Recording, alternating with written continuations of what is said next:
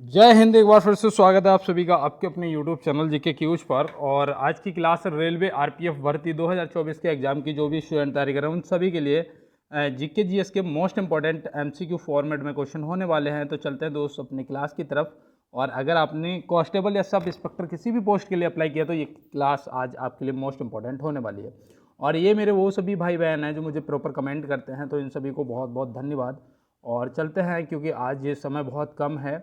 और मैं आपको बता दूं कि दोस्त काफ़ी दिनों से क्लास नहीं हो पा रही थी, लगभग 15 दिन हो गए हैं, 15 दिन से कोई क्लास नहीं हुई है। और उसका रीज़न ये था कि मेरा फ़ोन जो है, मैंने आपको पहले ही बताया था कि भाई डैमेज हो गया है, टूट चुका है, तो इसलिए क्लास नहीं हो पा रही थी। तो माफ़ी चाहते हैं दोस्त। और चलते हैं बिना रुके अपने क्लास में और देखते हैं आज हमारे लिए क्या होने वाला है कुछ नया। तो यहाँ पे देखो, ये आपके करंट का क्वेश्चन है, इसे आप नोट करेंगे। और इसको भी देख रहे होंगे, ये भी फ़ोन थोड़ा सा स्लो काम कर रहा है। तो यहाँ पे दिया है, हाल ही में पीएम नरेंद्र मोदी को किस देश के सर्वोच्च नागरिक सम्मान से सम्मानित किया गया है। तो यहाँ पे देखो, इंग्लिश में भी मैंने कन्वर्ट कर दिया है। आप इंग्लिश में अगर समझ रहे हैं तो इंग्लिश में देख सकते हैं। तो यहाँ पे आपके प्रश्न का जो सही जवाब है वो हो जाएगा रूस, जो कि ऑप्शन बी में दिया गया। तो यहाँ से ऑप्शन बी हो जाएगा आपका बिल्कुल सही जवाब। तो चलते हैं दोस्त, ऑप्शन बी आपने नोट कर लिया होगा। और चलते हैं, ये देखो इंपॉर्टेंट है। और चलते हैं दोस्त अपने अगले प्रश्न की तरफ। देखिए, यहाँ पे पूछा गया है कि औरंगजेब ने किस सिख गुरु को फांसी दी थी। यहाँ पे देखिए, इंग्लिश में भी टाइप है, तो आप अगर इंग्लिश समझ रहे हैं तो ठीक है। और यहाँ पे इस प्रश्न का जो सही जवाब है वो हो जाएगा गुरु तेग बहादुर जी, जो कि ऑप्शन सी में दिए गए हैं। तो ऑप्शन सी यहाँ पे आपका सही जवाब हो जाएगा। और मैं आपको बता दूँ, ये सिख धर्म में 9वें गुरु हुए थे। ये सिख धर्म में 9वें गुरु हुए थे। और पेन यहाँ पे सही से नहीं चल रहा है, तो याद रखेंगे ये 9वें हुए थे। और गुरु हरिकृष्ण जो थे ये सिख धर्म में 8वें गुरु हुए थे। और गुरु नानक देव जी जो हैं ये प्रथम गुरु हैं, ये भी आप याद रखना, पहले गुरु हैं। और मैं आपको बता दूं, पीडीएफ के लिए अगर किसी को पीडीएफ चाहिए तो आप क्या करेंगे, पीडीएफ के लिए आप मेरे टेलीग्राम ग्रुप को ज्वाइन कर लीजिएगा। उसके लिए आपको कमेंट बॉक्स में लिखना है कि भैया पीडीएफ, और मैं लिंक शेयर कर दूंगा टेलीग्राम की, आप ज्वाइन कर सकते हैं। तो थोड़ा सा यार 2-4 दिन मेरा साथ दीजिएगा, क्योंकि जब तक मैं नया फ़ोन नहीं ला पा रहा हूँ तब तक मैं ये मांगे हुए फ़ोन से काम चला रहा हूँ। तो थोड़ा सा यार सहयोग दीजिएगा। देखो, यहाँ पे दिया है, आर्य भारत में सबसे पहले कहाँ बसे थे। आर्य जो हैं वो भारत में सबसे पहले कहाँ बसे थे, ये प्रश्न कई बार पूछा गया, आरआरबी में पूछा गया है। तो ये आपके लिए इम्पोर्टेंट है। तो याद रखना, इसका सही जवाब जो है वो हो जाएगा सप्त सिंधु प्रदेश। ऑप्शन ए हो जाएगा यहाँ पे क्या आपका बिल्कुल सही जवाब। तो ये आप याद रखेंगे। जैसे आप बोलते हो उत्तर पश्चिम भारत या सप्त सिंधु प्रदेश, दोनों में से कुछ भी लिखा हुआ मिलेगा, आप बिल्कुल सही जवाब लगा के आएंगे। और देखो, ये मूल निवासी कहाँ के थे, ये भी पूछा जाता है कि आर्य मूल निवासी कहाँ के थे, तो आप क्या बताएंगे। तो याद रखना, ये थे एशिया माइनर के। एशिया माइनर के ये मूल निवासी थे, तो ये भी आप याद रखेंगे। तो चलते हैं दोस्त अपने अगले प्रश्न की तरफ। और आप लोगों का बहुत ज़्यादा मुझे दोस्तों ने कहा कि भैया आप क्यों नहीं आते हो, किसी तरीके से आप क्लास को करिएगा। तो आप लोगों ने जब इतना मेरा सहयोग दिया, मनोबल बढ़ाया, तो मैं आज इस फ़ोन से किसी न किसी तरीके से क्लास को लेके आया हूँ। तो यहाँ पे देखो दिया है, प्रतिवर्ष दुनिया भर में विश्व जनसंख्या दिवस कब मनाया गया है। तो ये विश्व जनसंख्या दिवस जो है, ये भी देखो पूछा जा सकता है, दिवस आपके लिए मोस्ट इम्पॉर्टेंट है, तो ये भी आप याद रखेंगे। तो यहाँ पे आपका जो सही जवाब है वो क्या होगा, तो याद रखना, जो विश्व जनसंख्या दिवस है वो 11 जुलाई को मनाया जाता है। तो सॉरी, तो यहाँ पे आपका 11 जुलाई जो है वो क्या हो जाएगा, बिल्कुल सही जवाब हो जाएगा। देखो, 22 अप्रैल को क्या मनाया जाता है, अगर पता है किसी को तो बताइएगा कमेंट बॉक्स में। तो 22 अप्रैल को आपका पृथ्वी दिवस मनाया जाता है। क्या मनाया जाता है, पृथ्वी दिवस मनाया जाता है। तो ये भी आप ध्यान रखेंगे, ठीक है। और देखो, यहाँ पे 16 सितंबर दे रखा है, ये भी इम्पोर्टेंट है, क्योंकि इस तिथि को ओजोन दिवस मनाते हैं। क्या मनाते हैं दोस्त, ओजोन दिवस मनाते हैं। तो ओजोन दिवस भी आप याद रखेंगे। और देखो, यहाँ पे पेन तो बिल्कुल भी काम नहीं कर पा रहा है, इसके लिए मैं माफ़ी चाह रहा हूँ। और मैं इसीलिए बोल रहा हूँ, प्रत्येक जो भी मैं लिखना चाहता हूँ वो भी बोल देता हूँ, ताकि आप नोट कर लें। और ये समस्या ज़्यादा नहीं, बस मैं आपको बता दूँ 24-25 तारीख तक रहेगी। 24-25 तारीख के बाद मैं नया फ़ोन ले आऊँगा, ठीक है, ये मुझे विश्वास है। देखो, यहाँ पे दिया गया है, किस वेद की रचना गद्य व पद्य दोनों में की गई है। वेदों की संख्या कितनी है, 4। यजुर्वेद, ऋग्वेद, सामवेद और अर्थवेद। ठीक है, अब यहाँ पे देखो इन 4 वेद में से पूछा गया है कि किस वेद की रचना गद्य व पद्य दोनों में की गई है, तो आप क्या बताएंगे? तो याद रखना वो आपका हो जाएगा यजुर्वेद। क्या हो जाएगा? यजुर्वेद। और देखो एक पूछा गया है गायत्री मंत्र कौन से वेद से लिया गया, तो याद रखना ऋग्वेद से लिया गया और सबसे पुराना वेद भी यही है आपका ऋग्वेद। ठीक है, जादू टोना जो है आपका वो किस में आता है? अर्थवेद में आ जाता है, तो ये भी आप ध्यान रखेंगे। ठीक है, हो सकता है कि पेपर के अंदर पूछ लिया जाए। तो चलते हैं, और आज मैं आपको बता दूं जो भी क्वेश्चन है ना, ये आपके ग्रुप डी में पूछे हुए हैं और लोको पायलट का जो पेपर हुआ था उसमें पूछे गए थे, और मतलब रेलवे में पूछे हुए सभी प्रश्न हैं। ठीक है, तो इनको आप नोट भी करना है, और पीडीएफ के लिए मैंने बोल दिया कमेंट बॉक्स में लिख देना। अगर वहाँ पे किसी ने पहले ही बोल रखा है तो आप लिंक में शेयर कर दूंगा, वहाँ से आप चैनल को ज्वाइन कर लेना। यहाँ पे देखिए दिया है महावीर ने किस भाषा में उपदेश दिया था। महावीर ने किस भाषा में उपदेश दिया था, तो ये आप क्या बताएंगे? तो याद रखना उन्होंने प्राकृतिक भाषा में दिया था, जो कि ऑप्शन ए आपका सही जवाब हो जाएगा। और इसी में पूछ दिया जाता है कि भगवान बुद्ध ने कौन सी भाषा में वो दिया था, उपदेश दिया था, तो याद रखना पाली भाषा में दिया था। बुद्ध जी ने पाली भाषा में दिया था, तो ये भी आप याद रखेंगे। और हिंदी भाषा की जो लिपि है वो देवनागरी है। हिंदी यहाँ पे देवनागरी लिखा है ना, तो याद रखना ये हिंदी भाषा की लिपि है। ठीक है, और देखो यहाँ पे कितनी समस्या हो रही है, लिख भी नहीं पा रहा हूँ, और इसीलिए मैं कहता हूँ यार थोड़ा सा अगर आप लोग मेरा और सहयोग कर दिए होते तो आज दोस्त मैं आपको बता दूँ ये 15 दिन जो क्लास बंद रही ना वो भी नहीं रहती, और साथ में अभी तक मैं कुछ ना कुछ कर लेता है इंतजाम। लेकिन कोई बात नहीं है यार, अभी भी यार समय है, वक्त है आपके पेपर में, थोड़ा सा यार सहयोग कर दो ताकि मैं हर वो इम्पोर्टेंट क्वेश्चन आप तक पहुंचा पाऊं। और उसके लिए आपको सहयोग बस इतना है कि मैं पैसे नहीं चाह रहा हूं, बस आप लाइक शेयर और चैनल को सब्सक्राइब कर लेना। सब्सक्राइब कर दो, थोड़ा सा शेयर कर दोगे ना तो ज़्यादा हेल्प हो जाएगी यार।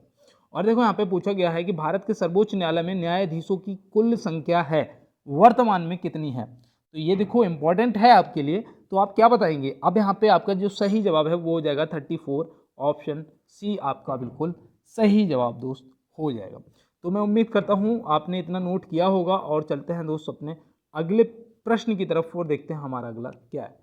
देखो यहाँ पे बोला गया है भारत में कुल कितने जीआई टैग हैं, भारत के कुल कितने जीआई टैग हैं, तो याद रखना ये जो भारत में टोटल जो जीआई टैग हैं वो 600 से अधिक हैं, तो यहाँ पे ऑप्शन बी आपका बिल्कुल सही जवाब हो जाएगा। तो ये तो आप याद रखेंगे।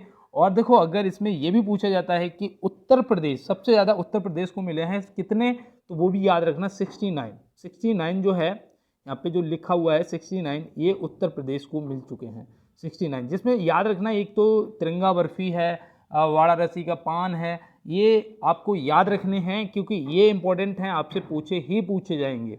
और देखो यहाँ पे दिया है कि प्रथम भारतीय कौन था जो ब्रिटिश संसद के लिए निर्वाचित हुआ, प्रथम भारतीय कौन था जो ब्रिटिश संसद के लिए निर्वाचित हुआ, तो आप क्या बताएंगे? Who was the first Indian to be elected क्या है, elected to the British parliament, तो यहाँ पे जो सही जवाब है वो आपका हो जाएगा दादा भाई नौरोजी। दादा भाई नौरोजी ऑप्शन बी, यहाँ पे ऑप्शन बी आपका सही जवाब हो जाएगा। ठीक है, ऑप्शन बी आपका क्या राइट जवाब हो जाएगा। अब यहाँ पे एक चीज़ और भी याद रखना है कि ये कब बने थे, कौन सी पार्टी से थे, तो ये भी सब चीज़ें आपके लिए जानना इंपॉर्टेंट है ना। तो याद रखना ये 1892 में बने थे। कब बने थे? 1892 में। पार्टी कौन सी थी? तो पार्टी थी लिबरल पार्टी, लिबरल पार्टी थी। देखो इस पर लिख नहीं पाऊंगा, मैं बोल देता हूँ लिबरल पार्टी, आप क्या करेंगे? नोट करेंगे। ठीक है, तो यहाँ पे ऑप्शन बी जो है वो हो जाएगा हमारे प्रश्न का बिल्कुल सही जवाब। और चलते हैं दोस्त अपने अगले प्रश्न की तरफ। देखो यहाँ पे दिया है किस राज्य के छात्रों को 150 किलोमीटर तक बस पास की सुविधा मिलेगी, मतलब कि 150 किलोमीटर अगर आपको अपने राज्य में जाना है, तो अगर आप स्टूडेंट हैं पढ़ाई करने के लिए जा रहे हैं तो आपके पास आई कार्ड होगा, आपको फ्री पास मिलेगा। तो यहाँ पे कौन सा वो राज्य है, तो याद रखना वो राज्य है हरियाणा, जो कि यहाँ पे ऑप्शन सी में दिया गया। तो ऑप्शन सी यहाँ पे क्या हो जाएगा? ऑप्शन सी जो है वो हो जाएगा हमारे क्वेश्चन का राइट आंसर। तो चलते हैं दोस्त अपने अगले प्रश्न की तरफ और देखते हैं हमारे यहाँ पे अगला क्या है। देखिए यहाँ पे पूछा गया है किस गवर्नर जनरल के कार्यकाल के दौरान भारतीय राष्ट्रीय कांग्रेस बनी थी, मतलब कि जब हमारी राष्ट्रीय कांग्रेस की स्थापना हुई थी वो कब हुई थी? अगर आपको पता होगा तो आप बता भी देंगे, तो याद रखना, अगर नहीं पता है तो नोट कर लो यार। 28 दिसंबर, देखो यहाँ पे लिख नहीं पा रहा हूँ, 28 दिसंबर 1873 1885 क्या हो जाएगा, 28 दिसंबर 1885, ठीक है, 1885 में हुई थी। और वो गवर्नर जनरल कौन था, तो आप क्या बताएंगे, डफरिन था। मतलब कि यहाँ पे ऑप्शन सी जो है वो हो जाएगा सही जवाब, क्योंकि डफरिन का जो कार्यकाल था वो 1884 से 1888 तक था, ठीक है, 1884 से 1888 तक था। और 1885 में कांग्रेस बनी थी, तो याद रखना डफरिन था, ठीक है। तो चलते हैं दोस्त अपने अगले प्रश्न की तरफ और देखते हैं हमारा अगला क्या है। देखो यहाँ पे बोला गया है, हर्मिट ऑफ शिमला किसे कहा जाता है, हर्मिट ऑफ शिमला किसे कहा जाता है। तो यहाँ पे आप इस प्रश्न का सही जवाब करेंगे, तो याद रखना वो हो जाएंगे ए ओ ह्यूम। मतलब कि ऑप्शन ए आपका क्या हो जाएगा यहाँ पे, बिल्कुल राइट प्रश्न का राइट जवाब हो जाएगा। तो चलते हैं अपने अगले प्रश्न की तरफ और देखते हैं हमारा अगला क्या है। देखो यहाँ पे पूछा गया है, भारतीय संविधान के किन अनुच्छेदों में नागरिकता संबंधित प्रावधान है। तो आप बताइएगा यहाँ पे क्या होगा आपका सही जवाब। भारतीय संविधान में किन अनुच्छेदों में नागरिकता संबंधित प्रावधान है। तो देखो 1 to 4 जो है इसमें क्या आता है, तो इसमें आपके संघ एवं उनका जो अधिकार क्षेत्र है वो आ जाता है। और देखो यहाँ पे जो 5 से 11 है ये हो जाएगा आपका राइट आंसर। और 12 से 35 जो है इसमें आपके मूल अधिकार आ जाते हैं, मूल अधिकार, तो ये भी आप याद रखेंगे। तो मैं उम्मीद करता हूँ यहाँ तक आपने नोट कर लिया होगा और ये आपके लिए इम्पोर्टेंट भी है, ठीक है, इसे आप नोट कर लेंगे। और चलते हैं अपने अगले प्रश्न की तरफ। तो यहाँ पे बोला जा रहा है, भारतीय संविधान के अंतर्गत कल्याणकारी राज्य की अवधारणा किस अनुच्छेद में वर्णित है। तो भारतीय संविधान के अंतर्गत कल्याणकारी राज्य की अवधारणा किस अनुच्छेद में वर्णित है। तो ये देखो, अगर आप एसआई की तैयारी कर रहे हैं तो ये क्वेश्चन आपके लिए मोस्ट इंपोर्टेंट बनेगा। अब यहाँ पे आपका जो सही जवाब है वो याद रखना यार, आपका 39 होगा। क्या होगा, 39, ऑप्शन ए, आर्टिकल 39, 39 आपका सही जवाब हो जाएगा। और देखो, समान नागरिक संहिता जो है वो भी पूछी जाती है, समान नागरिक संहिता किस अनुच्छेद में वर्णित है, तो वो भी याद रखना आपका यहाँ पे हो जाएगा 44, अनुच्छेद 44। तो समान नागरिक संहिता जो है अनुच्छेद 44 में आ जाता है। धर्म एवं धर्म के प्रति स्वतंत्रता प्रचार जो है वो धर्म से संबंधित आपका 25 से 28 तक है, तो ये भी आप याद रखेंगे। हालांकि अगर 25 ऑप्शन में दिया जाएगा तो आप लगा देना, धर्म से संबंधित है, आपका सही जवाब हो जाएगा। तो मैं उम्मीद करता हूँ यहाँ तक आपने नोट कर लिया होगा। और देखो यहाँ पे अगला प्रश्न है, नेक्स्ट है कि संविधान का अनुच्छेद 371 किससे असाधारण विशेष अधिकार प्रदान करता है। 370 तो पता था, 370 भैया हमें पता था कि जम्मू कश्मीर से संबंधित था। अब यहाँ पे 371 की बात हो रही है, तो 371 जो है याद रखना ये नागालैंड से संबंधित है। नागालैंड मतलब ऑप्शन ए आपका सही जवाब हो जाएगा। नागालैंड की आधिकारिक भाषा भी पूछी जाती है, नागालैंड की आधिकारिक भाषा भी पूछी जाती है, तो वो याद रखना क्या है, अंग्रेजी, इंग्लिश है, तो ये भी आप याद रखेंगे। तो मैं उम्मीद करता हूँ यहाँ पे अब कोई भी डाउट नहीं रह गया होगा। 371 देखो भाई, 370 अगर कहीं ना कहीं पूछा जाएगा पेपर में तो 371 भी पूछा जा सकता है, तो ये आप याद रखेंगे। अब यहाँ पे पूछा गया है, हाल ही में चुनाव आयोग ने किसके साथ मिलकर मेरा पहला वोट देश के लिए अभियान शुरू किया है। मेरा पहला वोट देश के लिए अभियान शुरू किया है। तो ये देखो अब आपके लिए इंपॉर्टेंट बनता है, क्योंकि अभी इलेक्शन भी हुआ था और ये आपके लिए जानना भी जरूरी है, क्योंकि ये प्रश्न इसलिए इंपॉर्टेंट है कि ये शिक्षा मंत्रालय के सहयोग से किया था। ऑप्शन ए यहाँ पे शिक्षा मंत्रालय आपका इस प्रश्न का बिल्कुल सही जवाब हो जाएगा। तो मैं उम्मीद करता हूँ ये भी आपने नोट कर लिया होगा। और पीडीएफ के लिए मैंने आपको बोल दिया है कि आप मेरा टेलीग्राम ग्रुप ज्वाइन कर लीजिएगा। उसके लिए आपको मुझे कमेंट बॉक्स में बोलना पड़ेगा, एक बार टाइप कर देना कि भैया पीडीएफ, और अगर किसी ने टाइप कर रखा होगा तो उसके रिप्लाई में चेक कर लेना, मैंने लिंक शेयर किया होगा, आप ज्वाइन कर सकते हैं। और क्वेश्चन नंबर 17 है, जैसा कि आपको पता है कि मैं 1 मिनट के लिए मात्र रुकूंगा और यही कहूँगा कि हो सकता है कि माँ भगवती मेरी जवान पे विराजमान हो, और जो भी मैं अभी बोल रहा हूँ, जो भी स्टूडेंट मेरे भाई बहन मुझे सुन रहे हैं, उन सभी को इस बार 100% वर्दी मिल जाएगी। तो आप भी अपने भाई को सपोर्ट करते रहिएगा। और एक बार यार प्लीज़ क्लास को लाइक, शेयर और चैनल को सब्सक्राइब कर दीजिएगा, क्योंकि आप लोग अगर लाइक कर देंगे, सब्सक्राइब कर लेंगे और शेयर कर देंगे तो हो सकता है कि 25 तारीख तक आपको लाइव क्लास भी मिलने लग जाएगी और मैं एक नया फ़ोन ला पाऊंगा। आप लोगों की सपोर्ट की ज़रूरत है यार। और कहते हैं कि परों को खोल जमाना उड़ान देखता है, जमी पे बैठ के क्या आसमान देखता है। समस्याएं आती रहेंगी पर हम अपना कर्म करते रहेंगे। यहाँ पे दिया है कि 42वें संशोधन द्वारा संविधान में नागरिकों के लिए कितने मौलिक कर्तव्य निश्चित किए गए थे। ये प्रश्न मैंने कई बार आपको बताया है, याद रखना कि 10 किए गए थे। कितने? 10। अब कहोगे भैया 11वां संविधान जो 11वां मौलिक कर्तव्य है वो कौन सा था और कब जोड़ा गया था? तो याद रखना ये 42वें संशोधन द्वारा जोड़े गए थे। और जो 11वां था ये आप याद रखना, ये आपके लिए मोस्ट इंपॉर्टेंट है पता होना कि ये 2002 में जोड़ा गया था। 2002 में जोड़ा गया था। शिक्षा जो 6 से जो 12 साल के बच्चे होते हैं, मतलब कि शिक्षा का जो अधिकार है वो जोड़ा गया था 11वां संशोधन, 11वां मौलिक कर्तव्य। और ये याद रखना ये 86वें संविधान द्वारा जोड़ा गया था। 86वें संविधान द्वारा संशोधन द्वारा जोड़ा गया था। ये 42वें द्वारा 10 जोड़े गए थे और 86वें जो 86वां, ठीक है, 86 द्वारा संशोधन द्वारा 11वां जोड़ा गया था। तो ये आप याद रखेंगे। और चलते हैं दोस्त अपने अगले प्रश्न की तरफ। देखिए यहाँ पे दिया गया है कि भारतीय उपराष्ट्रपति अपना त्यागपत्र किसे संबोधित करके लिखेंगे। भारतीय उपराष्ट्रपति अपना त्यागपत्र किसे संबोधित करके लिखेंगे? तो यहाँ पे आपका क्या होगा राइट जवाब? तो याद रखना वो राष्ट्रपति जी को संबोधित करके लिखेंगे। तो ऑप्शन ए यहाँ पे आपका राइट जवाब हो जाएगा। ये आप याद रखेंगे। और देखो ये जो इनका चुनाव है ना उपराष्ट्रपति जी का, ये कौन से आर्टिकल के तहत होता है ये भी पूछा जाता है। तो याद रखना 63, ठीक है, 63।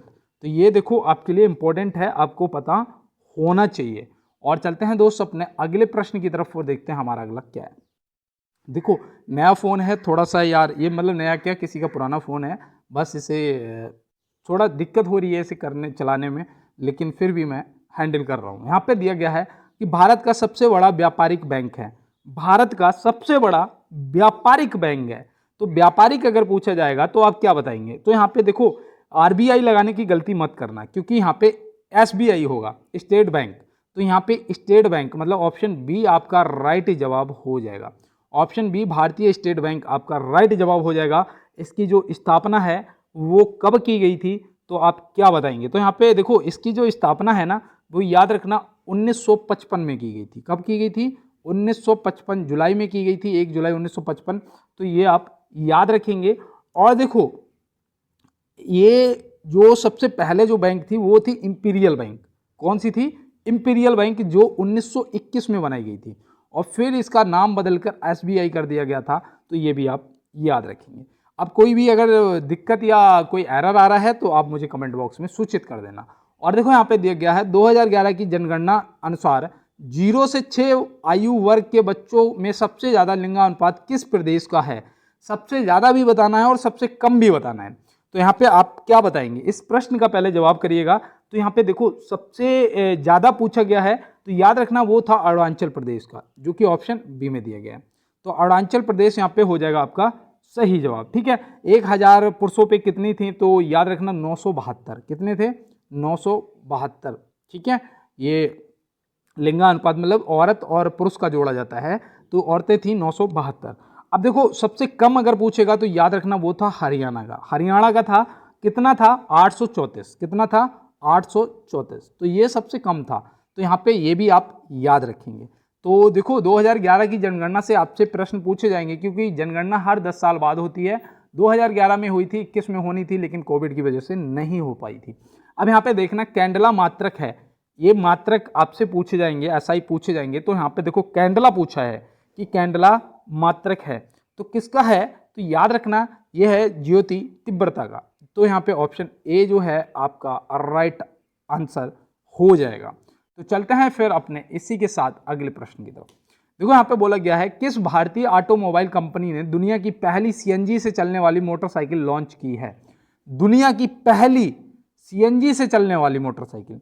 तो ये देखो इंपॉर्टेंट बनता है ना, करंट का क्वेश्चन है भाई आपका। और देखो ये आपके लिए इंपॉर्टेंट बनता है, तो आप याद रखना वो बजाज ने की है। किसने की है? बजाज ऑटो। ऑप्शन ए आप याद रखेंगे। और उसका नाम क्या है, अगर पता है तो ठीक है, नहीं तो याद रखना फ्रीडम है, फ्रीडम है उसका नाम। और इसकी जो सीसी है ना वो 125 सीसी में आई है, इस फ्रीडम 125 लिखा हुआ है, तो याद रखना फ्रीडम 125 ऑटो बजाज ऑटो ने लॉन्च की है सीएनजी से चलने वाली पहली मोटरसाइकिल। देखो यहाँ पे पूछा गया है हाथ से गैस है, हाथ से गैस है, तो हाथ से गैस कौन सी है। देखो इसे सूंघने के बाद क्या करोगे, हंसते रहोगे ना, तो हाथ से गैस पूछा गया है, तो याद रखना नाइट्रस ऑक्साइड, नाइट्रस ऑक्साइड मतलब ऑप्शन ए सही जवाब हो जाएगा। इसे पता कैसे कैसे दर्शाते हैं, देखो इसका N2O से इसे प्रदर्शित करते मतलब दर्शाते हैं, और ये रंगहीन होती है, याद रखना ये रंगहीन होती है। और दूसरा साथ में ये भी याद रखना ये हल्की मीठी महक वाली होती है, इसकी जो महक होती है ना वो हल्की मीठी महक होती है, तो ये भी आप याद रखेंगे। और देखो वायुमंडल में पूछा जाएगा आपसे नाइट्रोजन कितने प्रतिशत है, तो याद रखना 78% है। ऑक्सीजन पूछा जाएगा तो याद रखना 21% है। तो इस प्रकार से आप सभी को याद रखेंगे। देखो 25 तारीख तक इसी तरीके से क्लास लगभग चलेगी, और उसके बाद आपको रेगुलर लाइव क्लास मिला करेगी। देखो यहाँ पे दिया है ईसीजी का प्रयोग किस रोग के इलाज में किया जाता है। ईसीजी और बीसीजी देखो दोनों पूछे जाते हैं, पहले तो आप ईसीजी बताइएगा, ईसीजी का प्रयोग किस रोग के इलाज में किया जाता है। तो ईसीजी करवाते हैं ना, कहते हैं कि अरे कोई दिल हृदय मतलब हृदय दिल में कोई दिक्कत आ गई है, तो क्या होने गया है, ईसीजी होने गया है, कहते हैं ना, तो याद रखना हृदय मतलब ऑप्शन बी जो है वो सही जवाब हो जाएगा।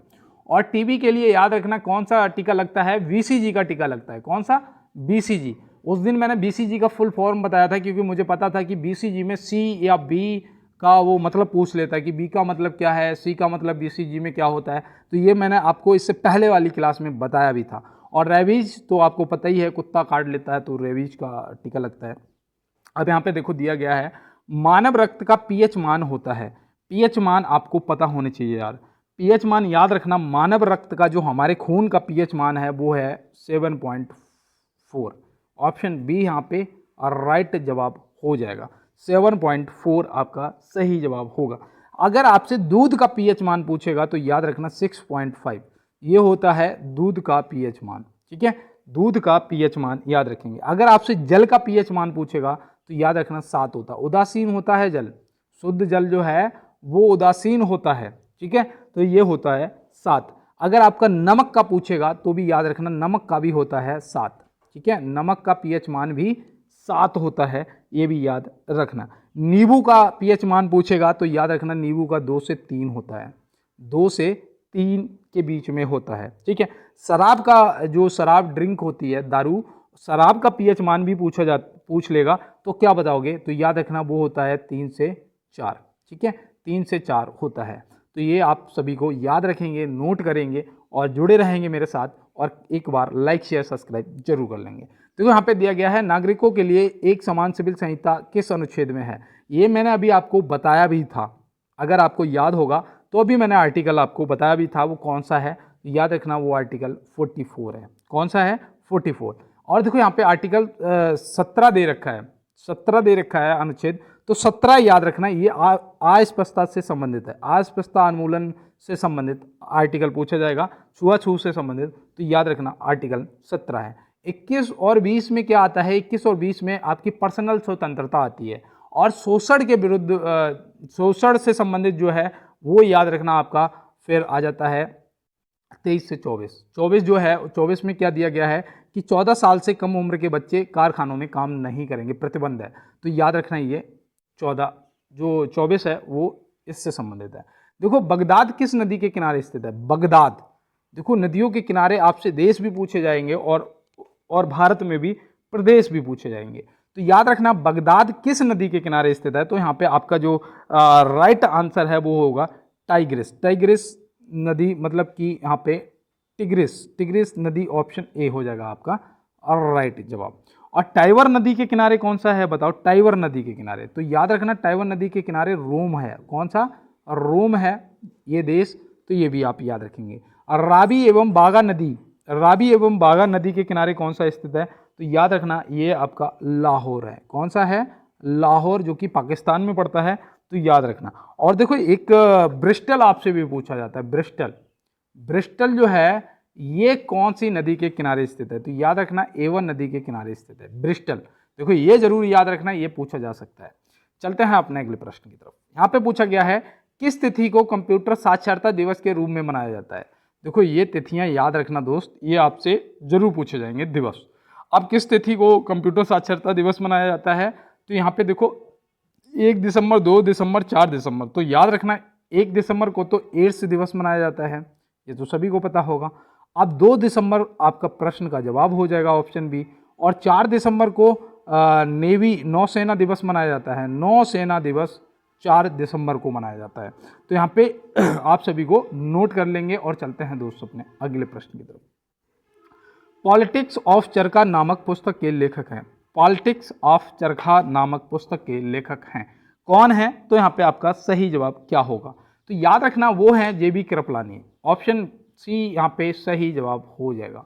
ऑप्शन सी जेबी कृपलानी आपके प्रश्न का सही जवाब हो जाएगा। और जवाहरलाल नेहरू यहाँ पे दे रखा है, तो इनसे याद रखना डिस्कवरी ऑफ इंडिया पूछा जाता है। और महात्मा गांधी जी की हिंद स्वराज, मेरे सपनों का भारत, माई एक्सपेरिमेंट विद्यातुत, ये पुस्तकें भी पूछी जाती हैं। तो ये आप महात्मा गांधी जी से याद रखेंगे। चलते हैं अपने अगले प्रश्न की तरफ। देखो 30 क्वेश्चन यहाँ पे कंप्लीट होने वाले हैं। और अभी तक जितने भी मेरे नए पुराने दोस्त मेरे साथ जुड़े हुए हैं, एक बार यार प्लीज़ अपने भाई को यार सपोर्ट करने के लिए लाइक, शेयर और चैनल को सब्सक्राइब जरूर कर लेना यार। देखो यहाँ पे दिया है सिमलीपाल राष्ट्रीय उद्यान किस राज्य में है। सिमलीपाल राष्ट्रीय उद्यान किस प्रदेश में है, किस राज्य में है? तो आप क्या बताएंगे? तो याद रखना ये आपका ओडिशा, ऑप्शन ए हो जाएगा यहाँ पे बिल्कुल सही जवाब। और मानस आपसे पूछा जाएगा, काजीरंगा पूछा जाएगा। काजीरंगा किसके लिए प्रसिद्ध है? एक सिंग वाले गैंडे के लिए है ना। तो यहाँ पे देखो काजीरंगा और मानस जो है दोनों अगर आपसे पूछेगा तो याद रखना असम में है। जो मानस राष्ट्रीय उद्यान है और काजीरंगा है ये आपका असम में पड़ता है। और सिक्किम में आपका कौन सा पड़ता है? तो याद रखना सिक्किम में कंचनजंगा पड़ता है। कंचनजंगा राष्ट्रीय उद्यान आपका सिक्किम में पड़ता है। दुधवा नेशनल पार्क जो है उत्तर प्रदेश में पड़ता है, दुधवा नेशनल पार्क। गिर नेशनल पार्क जो है गुजरात में पड़ता है, जहाँ पे सफ़ेद चीते पाए जाते हैं ना, वो सॉरी किसके लिए? शेर के लिए, सिंह के लिए प्रसिद्ध है गिर। और इसी के साथ चलते हैं दोस्तों अपने अगले प्रश्न की तरफ। देखो यहाँ पे बोला गया है भारतीय पुरुष क्रिकेट टीम का नया मुख्य कोच किसे नियुक्त किया गया है। ये देखो आपका करंट का क्वेश्चन है। अब यहाँ पे आप क्या बताएंगे? तो यहाँ पे याद रखना ये हमारे गौतम गंभीर जी को नियुक्त किया गया है। तो ऑप्शन ए यहाँ पे सही जवाब हो जाएगा। और देखो क्लास भी लगभग 30 मिनट की होने वाली है और ये फ़ोन कितना रिकॉर्ड करेगा मुझे नहीं पता। जब तक ये चल रहा है तब तक मैं कराऊंगा, और अदरवाइज अगर 50 क्वेश्चन पूरे ये करा पाता है तो पूरे करवाऊंगा। देखो यहाँ पे दिया है विश्व जैव विविधता दिवस कब मनाया जाता है। विश्व जैव विविधता दिवस कब मनाया जाता है? तो आप यहाँ पे क्या बताएंगे? तो याद रखना ये 22 मई को मनाया जाता है। ऑप्शन सी यहाँ पे आपका बिल्कुल सही जवाब हो जाएगा। 15 मई को क्या मनाया जाता है? देखो 22 मई को तो आपका जैव विविधता दिवस मनाया जाता है। 15 मई को परिवार दिवस मनाया जाता है। 1 मई को श्रम दिवस मनाया जाता है। तो ये सब आप रट मारो, लिख मारो। देखो याद करना है दोस्त तो आपको लिखना पड़ेगा। मैं कहता हूँ कि मुझे एक दोस्त ने कहा कि कोई अगर मैं आपको बुक देता हूं तो आप कितनी बार में उसे याद कर सकते हैं। तो मैंने कहा, उसने कहा अगर मैंने कहा उसे 2 बार में, 2 बार पढ़ूंगा और 2 बार लिखूंगा। उसने कहा अगर 4 बार आप इसे पढ़ लो तो मैंने कहा फिर भी मुझे 2 बार लिखना पड़ेगा। अगर आप लिखेंगे तभी याद होगा। आप पढ़ बेशक 8 बार लें लेकिन याद होना मुश्किल है। देखो यहाँ पे दिया गया है विश्व की सबसे लंबी पर्वत श्रेणी है। विश्व की सबसे लंबी पर्वत श्रेणी कौन सी है? तो याद रखना वो है एंडीज, जो कि यहाँ पे ऑप्शन सी में। और ये देखो इंपॉर्टेंट क्वेश्चन है, इसे आप नोट कर लेना, ये आपसे पूछा जा सकता है। तो चलते हैं अपने अगले प्रश्न की तरफ। देखो यहाँ पे दिया गया है, 1 मिनट, यहाँ पे दिया गया है वायु दाब मापने का यंत्र है। वायु दाब मापने का यंत्र है। तो वायु दाब मापने का यंत्र कौन सा है? तो आप यहाँ पे क्या बताएंगे? तो यहाँ पे आपका जो सही जवाब है वो हो जाएगा बैरोमीटर, जो कि ऑप्शन ए में दिया गया है। और थर्मामीटर जो है, थर्मामीटर ये क्या करता है? ये बॉडी ताप को नापता है। भाई बॉडी ताप को थर्मामीटर से ही नापते हो ना। और देखो लैक्टोमीटर होता है, एक लैक्टोमीटर, ये दूध की शुद्धता को नापने का काम करता है। और हाइग्रोमीटर जो है ये वायु की आर्द्रता को नापने का काम करता है, नमी को नापने का काम करता है। तो याद रखना वायु की आर्द्रता पूछा जाएगा तो हाइग्रोमीटर को आप याद रखेंगे। तो चलते हैं दोस्त अपने अगले प्रश्न की तरफ। देखो यहाँ पे पूछा गया भारत में सूती वस्त्र की राजधानी कहा जाता है। भारत में सूती वस्त्र की राजधानी कहा जाता है किसे? Which place is called the cotton, ठीक है। तो capital of India, textile capital of India. तो भारत में सूती वस्त्र की जो राजधानी है उसे किसे कहा जाता है? तो आप क्या बताएंगे? मुंबई को कहा जाता है। भारत की आर्थिक राजधानी भी मुंबई को कहा जाता है, सपनों का शहर भी मुंबई को कहा जाता है। तो ये सब याद रखेंगे। पिंक सिटी जयपुर को कहा जाता है। और मैं आपको बता दूं, अगर ना पता हो, आई एम देसी फ्रॉम गाँव वाला, मुझे इंग्लिश नहीं आती है, ठीक है, हिंदी आती है। तो यहाँ पे देखो दिया गया है, संविधान में मूल कर्तव्यों को शामिल करने की प्रेरणा किस देश के संविधान से ली गई है? संविधान में मूल कर्तव्यों को शामिल करने की प्रेरणा किस देश के संविधान से ली गई है? अभी मूल कर्तव्य के बारे में मैंने आपको पूरा बताया था कि कब सम्मिलित हुए थे। 42वां संविधान संशोधन, 86वां संविधान संशोधन 2002 में जोड़ा गया था 11वां। अब यहाँ पे पूछा है कि किस देश की प्रेरणा किस देश के संविधान से शामिल किया गया है, तो आप यहाँ पे क्या बताएंगे? तो याद रखना रूस हो जाएगा सही जवाब, जो कि ऑप्शन ए में दिया गया है। रूस बिल्कुल राइट आंसर हो जाएगा। तो चलते हैं अपने अगले प्रश्न की तरफ। देखो यहाँ पे दिया गया है, भाषा के आधार पर गठित भारत का पहला राज्य है जो कि 1953 में बना था। इतना मैं आपको पहले ही इशारा कर देता हूँ, 1953 में। तो देखो वो बना था आंध्र प्रदेश, लेकिन इसकी स्थापना कब हुई थी ये भी एक याद रखना है आपको, क्योंकि देखो यहाँ पे फंसने वाला क्वेश्चन है, ये फंसाने वाला क्वेश्चन है। तो याद रखना ये भाषा के आधार पर बनने वाला पहला राज्य 1 अक्टूबर को बना था, ठीक है, 1 अक्टूबर को। लेकिन इसकी स्थापना अगर पूछी जाएगी तो याद रखना 1 नवंबर को हुई थी। कब? 1 नवंबर 1956 को हुई थी। इतना आपको याद रहेगा, 1956 को। देखो यहाँ पे दिया है, ताप का एसआई मात्रक है। ताप का एसआई मात्रक क्या है? तो यहाँ पे देखो ताप का एसआई मात्रक पूछा गया, तो याद रखना केल्विन है, जो कि ऑप्शन ए में दिया गया है। तो ऑप्शन ए यहाँ पे राइट जवाब हो जाएगा भैया। चलते हैं अगले प्रश्न की तरफ दोस्त। देखो यहाँ दिया है, सूर्य से पृथ्वी पर ऊष्मा का संचारण किस विधि के द्वारा होता है? सूर्य से पृथ्वी पर ऊष्मा का संचारण किस विधि के द्वारा होता है? तो ये प्रश्न आपके लिए इंपॉर्टेंट है। 8 मिनट में आती है ना सूर्य की किरणें जमीन तक, है ना? अब यहाँ पे बताओ, तो यहाँ पे याद रखना विकिरण, जो कि ऑप्शन ए हो जाएगा आपके प्रश्न का बिल्कुल सही जवाब। और सूर्य की पृथ्वी तक जो किरणें आती हैं, प्रकाश आता है, वो कितने टाइम में आता है आप कमेंट बॉक्स में बताएंगे। देखो यहाँ पे दिया है, कौन व्यक्ति हाल ही में केंद्रीय प्रत्यक्ष कर बोर्ड के नए अध्यक्ष बने हैं? कौन व्यक्ति हाल ही में केंद्रीय प्रत्यक्ष बोर्ड के नए अध्यक्ष बने हैं? ये आपके लिए इंपॉर्टेंट क्वेश्चन है और करंट का क्वेश्चन है। तो आप क्या बताएंगे? CBUT के नए प्रमुख कौन बने हैं? तो याद रखना रवि अग्रवाल जी बने हैं, जो कि ऑप्शन बी में दिए गए हैं। तो ऑप्शन बी यहाँ पे राइट जवाब हो जाएगा। चलते हैं अगले प्रश्न की तरफ। सूर्य बना हुआ है मुख्यतः, सूर्य किस गैसों से मिलके बना हुआ है? तो वो है हाइड्रोजन और हीलियम, ऑप्शन ए। और देखो ये नाभिकीय संलयन पर कार्य करता है, ऑप्शन ए तो हो जाएगा आपके प्रश्न का राइट जवाब। और नाभिकीय संलयन पर कार्य करता है, और हाइड्रोजन बम जो होता है वो भी नाभिकीय संलयन पर कार्य करता है। परमाणु बम जो होता है वो नाभिकीय विखंडन पर कार्य करता है। तो ये आप सभी को याद रखना है दोस्त। और चलते हैं अपने अगले प्रश्न की तरफ। आधुनिक आवर्त सारणी में तत्वों के वर्गीकरण का आधार क्या है? आधुनिक आवर्त सारणी में तत्वों के वर्गीकरण का आधार क्या है? तो आप क्या बताएंगे? परमाणु क्रमांक, परमाणु भार या परमाणु? तो यहाँ पे याद रखना आपके प्रश्न का जो राइट आंसर है वो हो जाएगा परमाणु क्रमांक, जो कि ऑप्शन ए में दिया गया है। तो ऑप्शन ए यहाँ पे याद रखेंगे। तो चलते हैं अपने अगले प्रश्न की तरफ।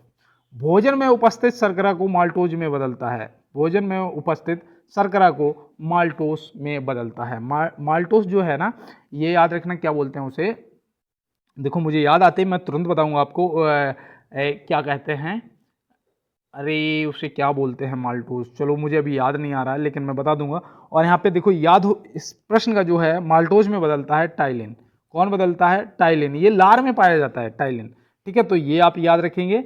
और चलते हैं ग्लूकोस, ग्लूकोस शर्करा, माल्टोस जो है ग्लूकोस, याद रखना, ठीक है। और चलते हैं दोस्त अपने अगले प्रश्न की तरफ। देखो ग्लूकोस या माल्टोस कुछ भी पूछ सकता है, दोनों में से, तो याद रखना। देखो यहाँ पे दिया है, हड्डियां एवं दांतों के निर्माण में मुख्य घटक क्या है? हड्डियां एवं दांतों के निर्माण में मुख्य घटक क्या है? तो याद रखना यहाँ पे जिस प्रश्न में ज्यादातर आपको ए और बी दोनों लिखा हुआ मिले, तो 90% यही चांस होता है कि उसका जवाब यही है, ठीक है। तो यहाँ पे देखो अगर हमें नहीं पता है ना, तब भी हम यहाँ पे तुक्का मार सकते हैं। ऐसे प्रश्न में तुक्का मारना है, तो याद रखना ए और बी आपका दोनों, मतलब ऑप्शन सी यहाँ पे राइट जवाब हो जाएगा। चलते हैं फिर अपने अगले प्रश्न की तरफ। भारतीय पुरातत्व सर्वेक्षण संस्थान की स्थापना कब की गई थी? भारतीय पुरातत्व सर्वेक्षण संस्थान की स्थापना कब की गई थी? तो ये प्रश्न आपके लिए इंपॉर्टेंट है। तो यहाँ पे आप क्या बताएंगे? तो यहाँ पे याद रखना ये की गई थी 1861 में। 1861 ऑप्शन ए आपका सही जवाब हो जाएगा। और ये अलेक्जेंडर कनिंघम था, ठीक है, उसके कार्यकाल में हुआ था। तो चलते हैं अपने अगले प्रश्न की तरफ। कौन फिलिस्तीन के नए प्रधानमंत्री बने? देखो ये इंपॉर्टेंट क्वेश्चन, ये करंट के क्वेश्चन। कौन फिलिस्तीन के नए प्रधानमंत्री बने? 2023 और 24 का करंट आपसे पूछा जाएगा जरूर। तो यहाँ पे याद रखना वो है Mohammad Mustafa. Mohammad Mustafa, doctor Mohammad Mustafa, option B. और वहाँ के अगर राष्ट्रपति की बात करेंगे तो राष्ट्रपति कौन है बताओ? तो याद रखना मोहम्मद अब्बास है। कौन? वहाँ के प्रेसिडेंट जो है, राष्ट्रपति जो है वो मोहम्मद अब्बास हैं। तो ये भी आप याद रखेंगे। तो चलते हैं फिर अपने अगले प्रश्न की तरफ।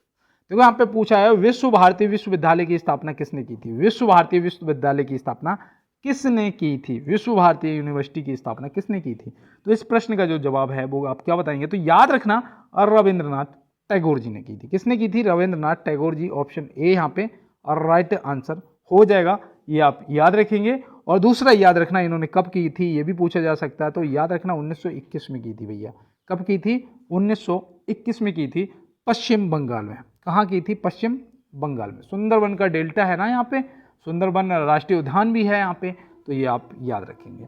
चलते हैं अपने अगले प्रश्न की तरफ। पारसेक इकाई है, पारसेक जो है, parsec is the unit of, किसकी यूनिट है?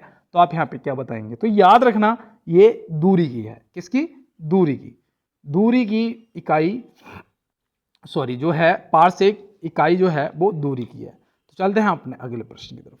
किस खनिज में आतिशबाजी में हरा रंग उत्पन्न होता है? देखो ये आपका इंपॉर्टेंट क्वेश्चन। हरा रंग, लाल रंग, पीला रंग, बताओ। तो ये आप क्या बताएंगे? तो याद रखना यार, जो हरा है ना वो बेरियम से होता है। बेरियम हो जाएगा मतलब सही जवाब। और स्ट्रोटियम जो लिखा हुआ है यहाँ पे ऑप्शन बी में, इससे कौन सा रंग बनता है बताओ? तो स्ट्रोटियम जो है, इससे याद रखना, इससे लाल रंग, गहरा लाल रंग बनता है। कौन सा? गहरा लाल रंग बनता है। और जो सोडियम है ना, सोडियम, इससे पीला रंग बनता है। जो देखो पीला रंग बनता मतलब जो आतिशबाजी होती है ऊपर जाके जब बोलता है तो ऊपर जाके या नीचे पटाखा पटाखा जब फोड़ते हैं तो उसमें रंग निकलते हैं ना, देखा होगा, एकदम से लाइट आती है, हरी पीली लाल एकदम सी। वो क्या होता है? बेरियम मिला है तो मतलब हरी आएगी, और अगर उसमें स्ट्रोडियम मिला है तो लाल आएगी, और सोडियम भी मिला है तो पीली भी लाइट करेगा। तो ये आप याद रखेंगे। लास्ट क्वेश्चन है, HW है आपका। क्वेश्चन है कि परमाणु क्रमांक, कार्बन का परमाणु क्रमांक 6 तथा परमाणु भार 12 है, इसके नाभिक में कितने प्रोटॉन होते हैं? तो इसका सही जवाब क्या होगा? ये HW है। कमेंट बॉक्स में आप टाइप करेंगे। और मैं बता दूं, आज कोई अगर गलती हुई तो उसके लिए माफ़ी चाहते हैं। और 15 दिन से क्लास नहीं हो पा रही है, उसका रीज़न यही था कि मेरे पास कोई फ़ोन नहीं था और साथ में कोई भी ऐसा सिस्टम नहीं था, इस वजह से नहीं हो पाया। और इस फ़ोन को मैंने लेके 350 रुपये की टच डलवा के इसे इस लायक बनाया कि कम से कम मेरे जो दोस्त परेशान हैं कि भैया पता नहीं कहाँ लापता हो गए, तो उनके लिए ये खुशखबरी है कि अब मैं कहीं नहीं जाने वाला हूँ। 25 तारीख तक तो देखो, मुझे मैंने किसी से पैसे के लिए कहा है, वो 25 तारीख तक मुझे दे देगा। अगर वो मुझे पैसे दे देता है तो मैं एक फ़ोन ले आऊँगा और आपको क्लास प्रॉपर देने लग जाऊँगा। और अगर आप चाहते हैं कि मैं अपनी मेहनत से अपने पैसे से लेके आऊँ तो उसके लिए आप थोड़ा सा यार लाइक शेयर और चैनल को सब्सक्राइब कर लेना। अगर आप एक क्लास को भी वायरल करा दोगे, एक क्लास को भी वायरल करा दोगे ना, तो दोस्त मुझे पता है कि 110% फ़ोन नेक्स्ट डे आ जाएगा। अब ये आप लोगों के ऊपर है, आप अपने भाई को कितना प्यार करते हो, ये क्लास तय करेगी।